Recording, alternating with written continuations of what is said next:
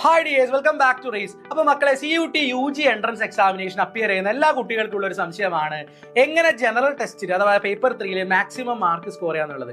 അപ്പോൾ എനിക്ക് നിങ്ങളോട് പറയാനുള്ളത്, നിങ്ങളുടെ കോർ ഏരിയ എന്താണ്, നിങ്ങളുടെ വീക്ക്നെസ് എന്താണെന്നുള്ളത് നിങ്ങൾ ആദ്യം തന്നെ മനസ്സിലാക്കണം. എന്നിട്ട് ജനറൽ ടെസ്റ്റിൽ നമ്മൾ 3 ടോപ്പിക്കായിട്ട് പ്രധാനമായിട്ട് ഡിവൈഡ് ചെയ്യുന്നുണ്ട്. ഒന്നാമത്തത് GK ആൻഡ് കറണ്ട് അഫയേഴ്സ്, രണ്ടാമത്തത് എന്താ ന്യൂമറിക്കൽ എബിലിറ്റി, മൂന്നാമത്തത് ലോജിക്കൽ റീസണിങ്. ഇതിൽ GK ആൻഡ് അതേപോലെ തന്നെ എന്താ കറണ്ട് അഫയേഴ്സിൽ നമ്മൾ പഠിക്കുന്ന ടോപ്പിക്കുകൾ നമ്മളിങ്ങനെ കുറെ സബ് ടോപ്പിക്കുകളായിട്ട് ഡിവൈഡ് ചെയ്ത് വെക്കുക ആദ്യം തന്നെ അല്ലെ.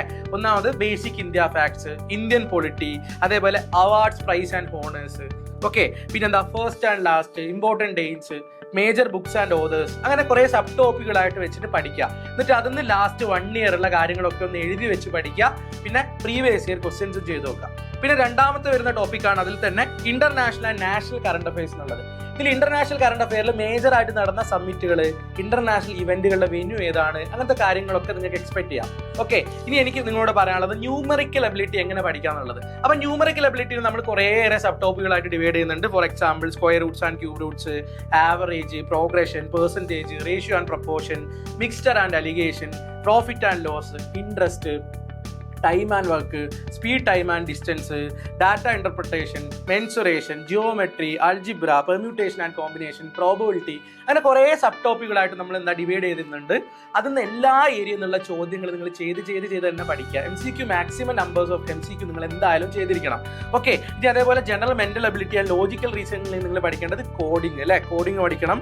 Coding and decoding, blood relation, series, analogy, അതേപോലെ അറേഞ്ച്മെന്റ്സ്, റാങ്കിങ്സ്, ആ ഏരിയയിൽ നിന്നുള്ള ചോദ്യങ്ങളൊക്കെ മാക്സിമം ചെയ്യാം. പിന്നെ 2023-ലെയും 2024-ലെയും CUT എക്സാമിന് നടന്ന എല്ലാ സെറ്റിലെയും ക്വസ്റ്റ്യൻ പേപ്പർ നിങ്ങൾ വർക്ക്ഔട്ട് ചെയ്ത് വെക്കുക.